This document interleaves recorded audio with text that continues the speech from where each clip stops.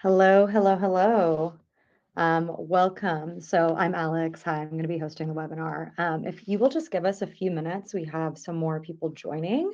But I have my colleague Tyler here on the line, who some of you may know. So we'll just give it another like 2 or 3 minutes and then we'll get started.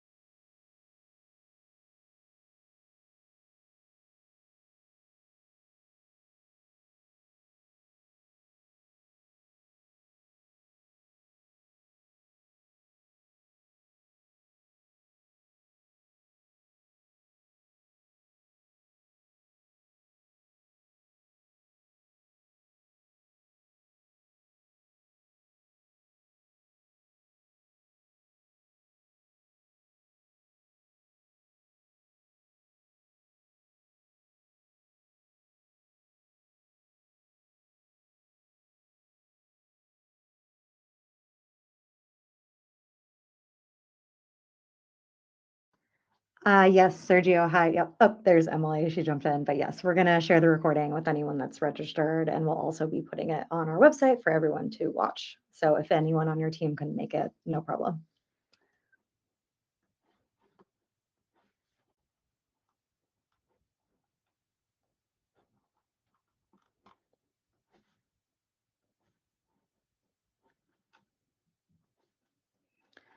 Right.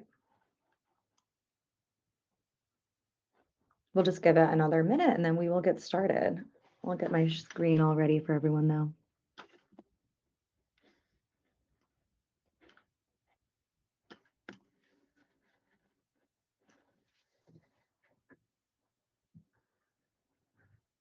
Okay. I think we've reached a critical mass, so I will get started. Hi, so my name is Alex. I'm a product manager here at Materialize, and I primarily focus on our cloud native SaaS product.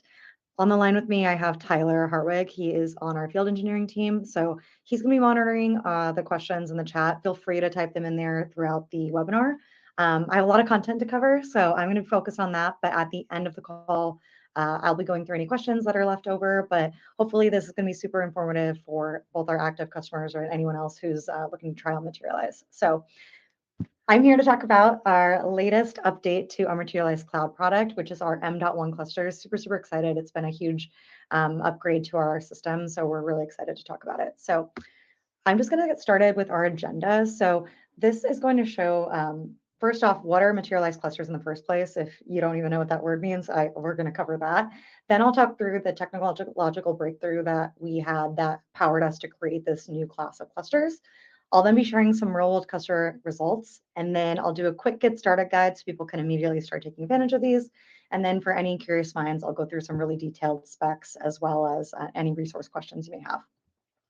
So before I get into it, just a reminder in case you forgot what Materialize is. But Materialize is a live data layer for your apps and AI agents. Materialize offers freshness, responsiveness, and strictly correct results so that between your OLTP databases and your application or your client, you're going to be able to have the most fresh, again, responsive queries. So then you can transfer that data and make sure that your apps are having the right context.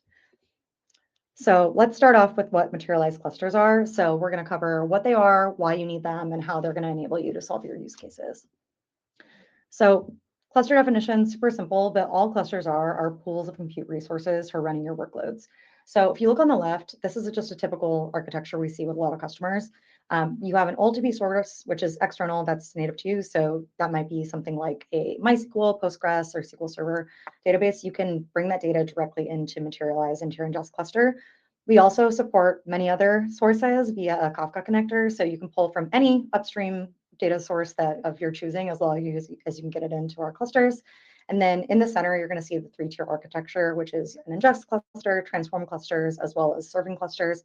And so that's where you're bringing the data in through ingest, transforming, computing those queries, and maintaining indexes and Materialize views. Then you can serve it out to your external clients, your application, or sync that out to any other sort of place you might be storing your data. So something important about clusters is that they offer resource isolation, and why that's important is that it's to protect your clusters from any failures or spikes in other clusters. So as an example, let's say that you have a bunch of new data coming in from an external source, and it takes a little bit for our cluster to start processing that. That's not a problem because your transform cluster is completely separated from your ingest cluster resource-wise, and thus downstream your serving clusters, and then finally your applications, which is what most people care about, are not going to be impacted. You're still going to be able to run queries and not have any latency down there, which is super important. And then lastly, clusters offer replicas so that you can have fault tolerance. And what this means is that for an individual cluster, you can set multiple replicas. So for example, let's say you have one serving cluster that's reading in data from your upstream ingest and transform clusters and then serving that out to clients. You can designate multiple replicas. So for whatever reason, one of the serving clusters will go offline, your clients and sinks won't know that because they're able to pull that exact same data from your replica. And then once the other replica comes back online, it'll cut back over. So we have very strong high availability and disaster recovery principles.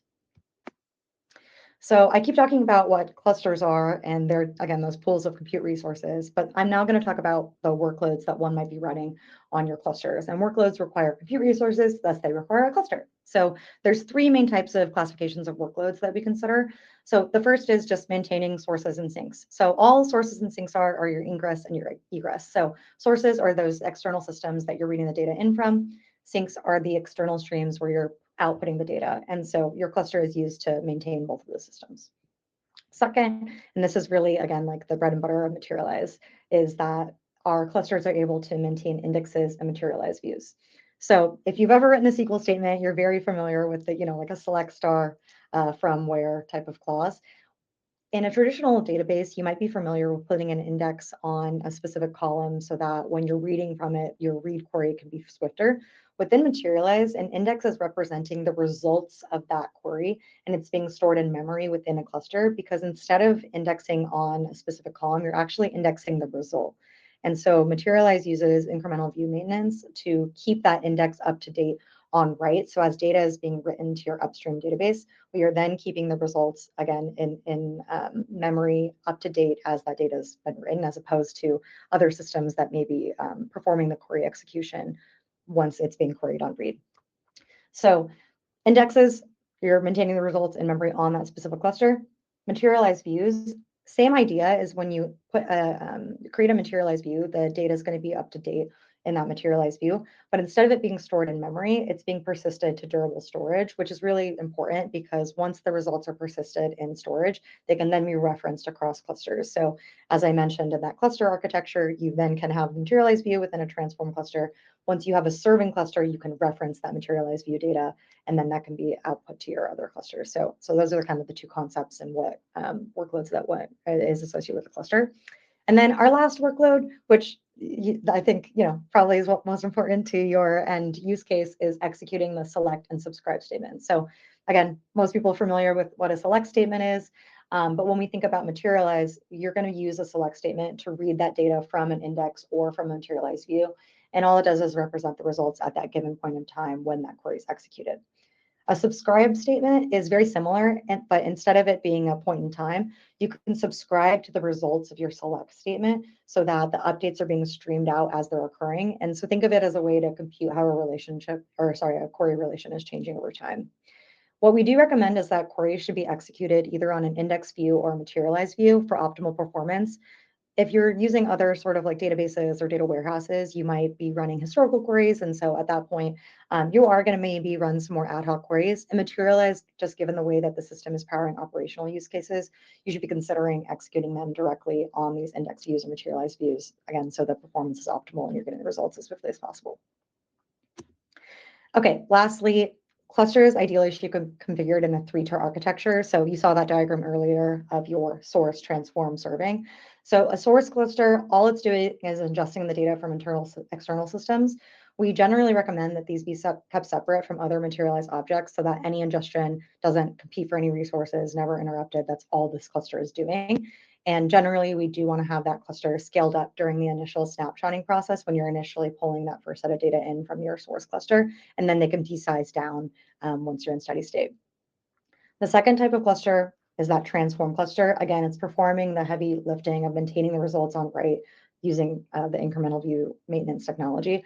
So recommendations here, you want to put indexes on your views to make that transformation fast. And then you also want to use materialized views so that you can persist those results to durable storage if they need to be accessed by another cluster, such as a serving cluster, which is, again, that speed layer for the application to query the results. We generally recommend, if you're using a serving cluster, that when you read the data in from the materialized view from your upstream transform cluster, you then create an index on the results there so that when you're querying it from your application, you're having the swiftest response that you might need from your application. Okay, so now that we know what materialized clusters are, I'm going to talk a little bit more about the breakthrough from this summer that yielded these new, more powerful M.1 clusters. So the vast majority of our customers who have been with us for a significant period of time are familiar with a CC cluster. So basically what that was, it's the same type of cluster we're all familiar with, but we were using something called LG-alloc, which is simply just a memory allocator. And basically when this summer we started working with another customer who's quite large, we needed to find ways to make this a little bit more economical, better price performance. And we came across that Kubernetes actually graduated Linux swap support to beta. Thus, we were able to take advantage of swap, which instead of having very specific objects spilling to disk, you can now spill any objects that are not being accessed frequently to disk. And thus, we were able to make our clusters more efficient across the board. But next slide, we saw that for our CC clusters, we were able to have a larger disk to memory ratio, which we saw a huge amount of performance improvements. So we saw just from updating our infrastructure for CC clusters, reduction in hydration time, still maintaining really, really great freshness, so less than 1 second observed P99 latency. We also were able to see just from that update that 3 times larger workloads were able to fit within the same amount of physical RAM because we were able to spill more of the data to disk. And then lastly, still really, really swift responses, less than 5 milliseconds in most cases, so that your application is getting the results as swiftly as possible to meet the non-functional requirements. So once we saw that this was super powerful for CC clusters, that's when we decided to create the M.1 clusters. So same underlying infrastructure, but just some additional capacity using additional disk scratch space, which is going to be, again, more powerful for customers. So now I want to talk through some real-world examples of how customers are expanding their use cases using those same budgets, but because the clusters are just more efficient, more powerful, we can still maintain the same strict non-functional requirements within that budget, thus expand use cases, which I'm sure many people on the line are eager to do. So the first customer spotlight we have is from a customer, Day AI. They're an AI native platform, CRM platform. And their use case is that they are using Materialize to get fresh context from their upstream databases to serve that to an AI agent. So it's really, this is what a lot of customers are trying to get to. And we're seeing that this is really successful for them in production. That said, because they are having complex business logic, they're having a lot of data streaming in, they do need quite a large cluster in order to power that transformation. So they're using a 1600 cc for this one particular use case. Now, I'll get into next later, but basically a 1600 cc cluster has a very specific amount of physical RAM. Once you convert that to an M.1 cluster, the same physical RAM would be actually an M.1 4x large cluster, quite large. But if you look here just on this graph, you'll see in the memory utilization that within a 1600 cc, they're around 30% memory utilization, meaning there's a lot more room to scale and hit larger capacity. So if you were to upgrade to a more efficient cluster, your memory utilization comes down further. Thus, we can keep downsizing in order to keep that workload still operating optimally with low latency. But given that you can downsize, do all the math there, they actually are able to save a super large amount of money on this particular use case, which is really exciting because they want to bring more use cases online, reuse those data products that are within this cluster. So again, just like efficiency across the board and thus being able to solve more business problems. Okay, now I'll discuss a different customer here. So again, we're talking about a transform cluster. So if you can kind of see down here on this line, you're seeing a 200 cc cluster. They're using around let's say hovering around like a 22, 23% memory utilization. Pretty good. So when they downsize to an M.1 small cluster, you can see here that we reduced the memory utilization in half, just again, because of the nature of the additional spill to disk capability. Given that that's still quite low, if you'll see in some of our docs, we do recommend you can get up to 70, 80% memory utilization as long as you have pretty steady state operations. That then allows you to scale down from a small, extra small, all the way down to a micro. So net, they're still saving credits per hour and thus, on an on-demand basis are saving almost 6.5K a year. Really great. Again, just allowing that customer to fit within their budget and still maintain the workloads they're looking for in that use case. And now I'm going to talk about a really big customer, General Mills. I'm sure if you've eaten cereal today, you're familiar with this customer, but they have a number of use cases, but one particular use case is they're powering a data-intensive UI for their plants.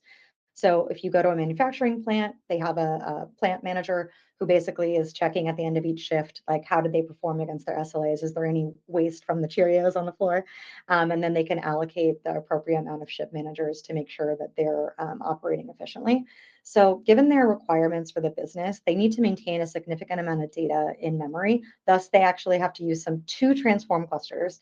One is a 6400cc and the other is 128C. These are pretty massive, expensive clusters. After we did testing here, we were able to identify that 6400cc cluster could be upgraded to an M.1 8x large. So still quite massive.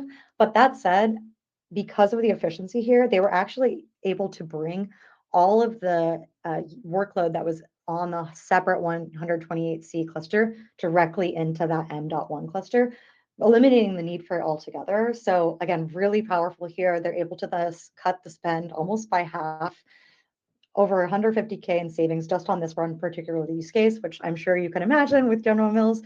If they started with a certain number of plants, there's way more where that came from, and there's definitely more use cases to solve. So we're just making our customers able to add more use cases, reuse data products, all within more efficient clusters.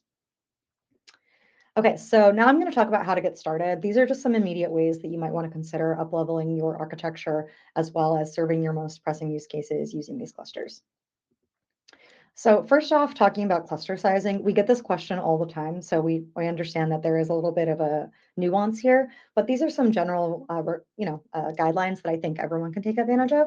So thinking again back to that three-tier source, transform, serving cluster architecture, starting with the source cluster, as long as you're reading from a native OLTP database connector, so think of that as your MySQL, Postgres, or SQL Server source.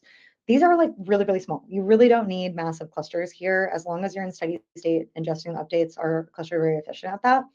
That said, if you do need to use a Kafka upsert source because you need to maintain the source in memory, you will generally need a separate source cluster so that you're not competing for resources or having any competition with your native OLTP sources. We also do recommend that when you're completing that initial snapshotting, so having that first connection to your upstream source, you'll probably want to have a larger source cluster, but then again, anytime you're rehydrating cluster, you might need to have it larger, but we do have some auto-scaling GitHub repos that are in beta that we can share with people to help with this process. But that said, once you're in steady state, again, they can be quite small for steady state. Going into transform, again, this is our meat and potatoes. So here you're definitely going to need generally larger clusters than a source or serving because they are doing that heavy computation for incremental view maintenance. And then we also have some kind of general guidelines. It really does depend on your use case, but if you have a use case in production and it's all working well, as you're bringing on new use cases, new data online, creating new data products, we do recommend generally that you create a separate transform cluster for that, just to ensure resource isolation until you feel confident and can potentially consolidate. But that's generally just a good rule of thumb, especially if you have different teams building out a data mesh architecture. But then when you have that cluster working as efficiently as possible, you can build materialized views on those clusters, create shared data products, and then have those all, daisy chained referenced. It's really easy. So super, super efficient there. Then lastly, you have your serving cluster. Again, that's that speed layer that you're serving the results directly to your application or syncing the data elsewhere. Generally, very, very small. It depends on your use case and how much you're hitting this cluster. But that said, typically all you're doing here is indexing the results from your materialized view and serving those out, so they can be very small. We do recommend creating separate serving clusters for that resource isolation as new use cases are adding on, just so you're not competing against resources, there's fault tolerance, all that good stuff. So now I'm going to show you, like with practical examples, what this might look like. So here's an example of a source cluster.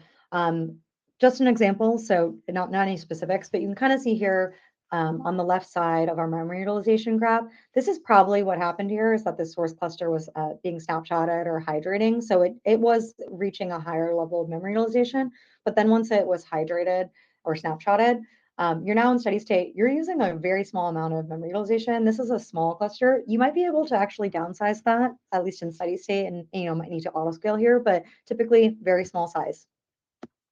Then we get into the transform, like I said, generally larger. They're doing all that work of keeping the indexes and materialized views up to date, so they will need more resources. That said, as an example here, you can see that this cluster small is around 20% steady state.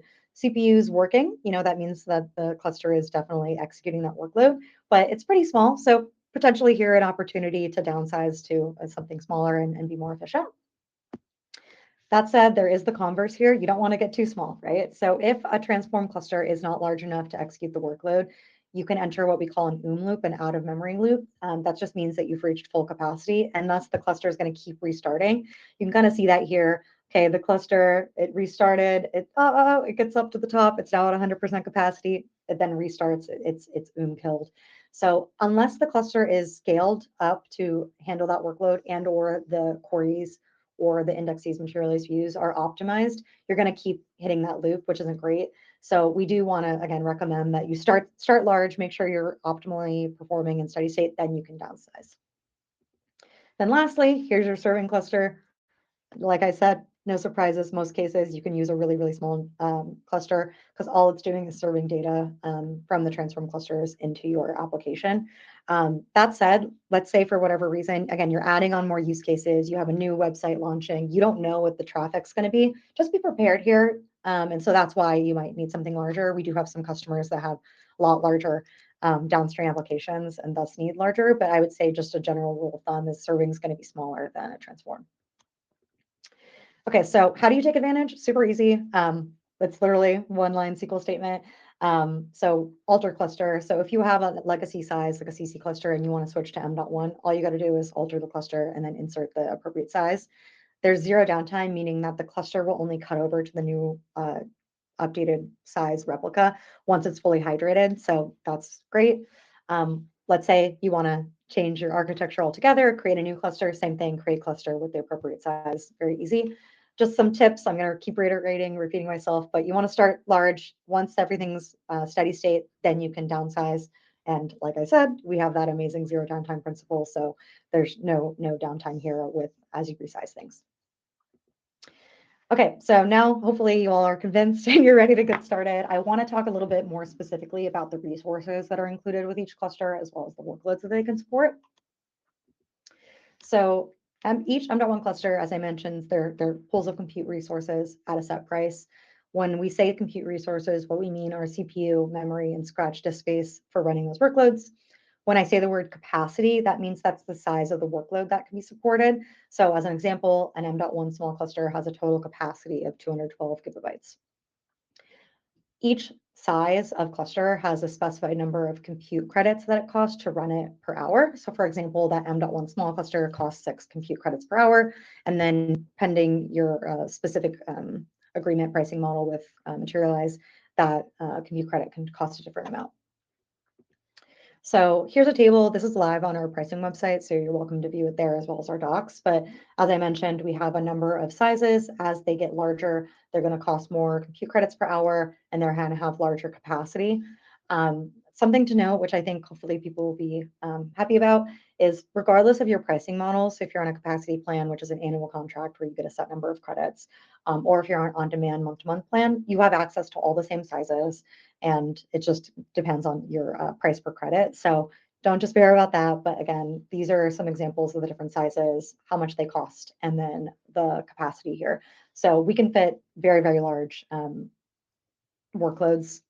If you need larger, that's not a problem. We can always negotiate that, talk to your account executive, but hopefully you can see here that we're able to scale quite large. I kept using the word memory utilization. Hopefully that's familiar to some of our power users, but in case you forgot, memory utilization, all it's measuring is how close a cluster is to hitting its total capacity.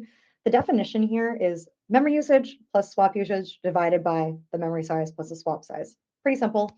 And the reason for that is, as like I mentioned, M.1 clusters have a lot more ability to spill memory to disk as it's being infrequently used. So thus we can consider all the space when calculating utilization.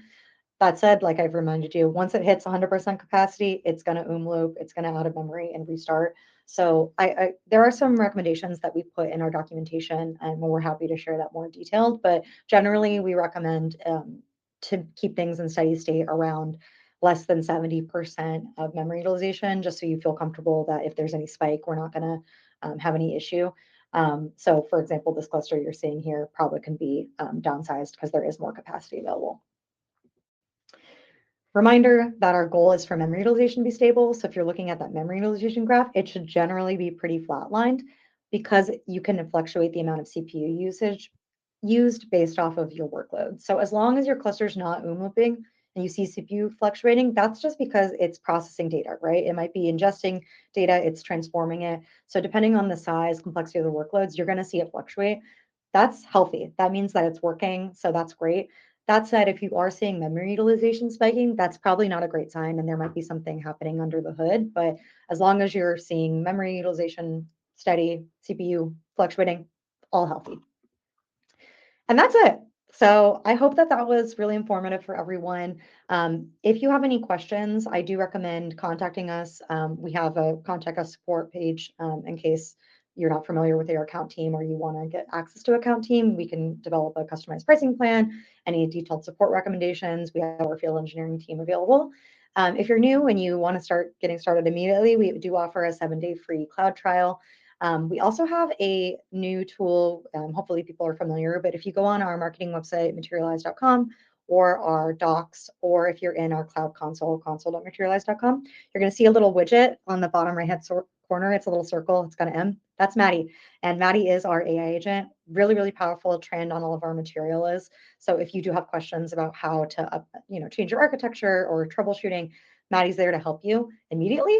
That said, like if you have more questions than Maddie can answer, that's never a problem. You can always choose to talk to a human, and our field engineering team will be able to triage and get back to you. So we're really excited for everyone. We hope that this is going to be super powerful. And now I will finally get back and look at my questions. So just give me a second and we will get into that. Okay, let's see. All right. Okay. Okay, let's do our first question from Sergio. Maybe Tyler, you can pick this one up, but about the latency hit when data spills over to disk, do the monitoring dashboards differentiate between RAM and swap? I'll let him cover this one. Yes, thank you. So right now, the dashboards don't differentiate between RAM and swap. You're going to see your memory utilization will be the combined amount of RAM and disk available. We've tested this, right? Swap is very efficient with Materialize workloads. So I don't expect there to be any issues with latency when it comes to the M.1 clusters. Yeah, and I'll add on to that, Sergio, just in case anyone else is curious.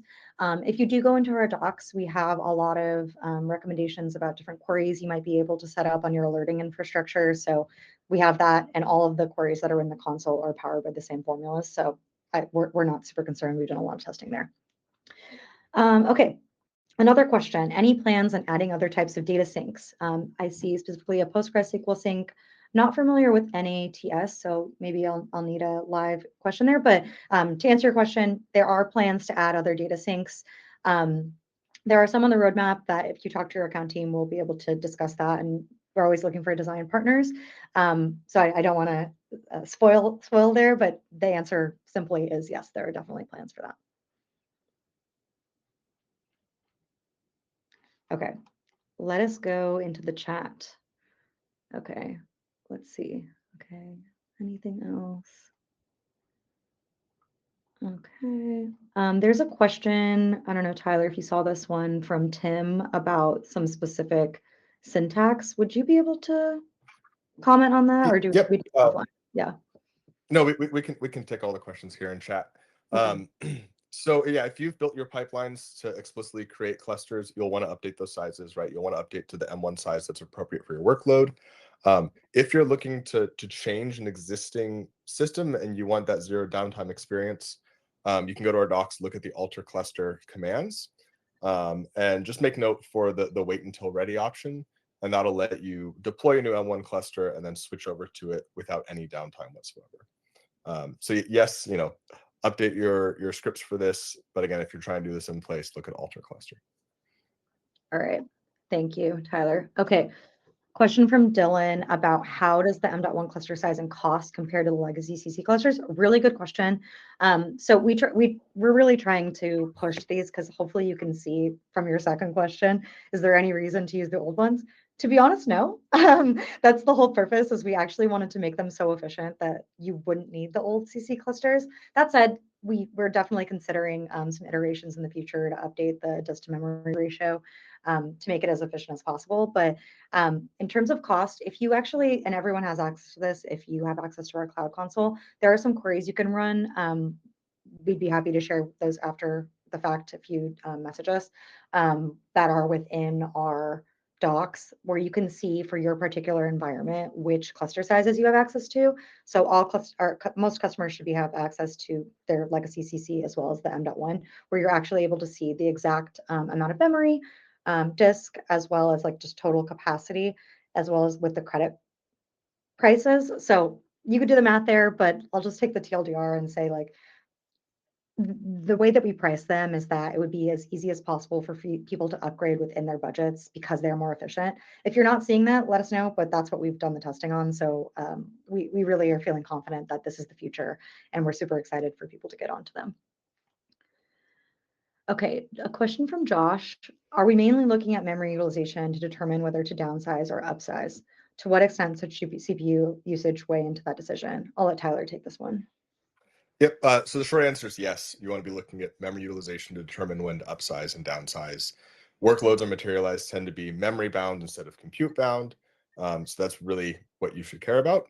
If you are seeing issues with CPU usage, it's going to mean, there's a couple things you could look at. One, if you have CPU spiking really high and your memory is not high, there might be indexes you need. There might be certain things you need to do on that front in order to make sure that your CPU is well optimized. The second thing is it might be that you need to scale up.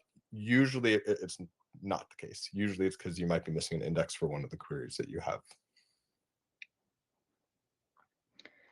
All right, thanks, Tyler. And then, yeah, okay, Sergey, thanks for sharing that link to Reddit. I will take a look at that and share it with our product team that's working on those things. Okay, another question from Josh. Are the benefits from switching to CC to M.1 dependent on having a 3-cluster architecture? We currently only use 1 cluster. I'll do a quick answer. No, you can take advantage of this regardless of your architecture, but I'll let Tyler talk about why you might want to consider separating things out.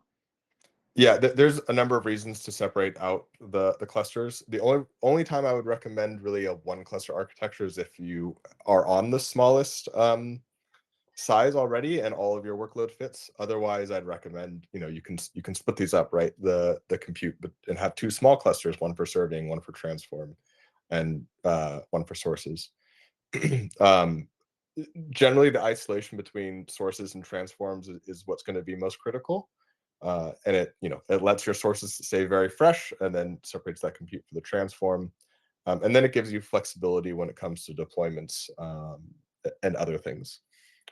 But if you're on a very small 1 cluster system right now, that can be fine as well. Thanks, Tyler. Okay, I'm not seeing any more questions or comments in the chat, but I'll give you all a minute in case there's anything else you want to ask. We're here.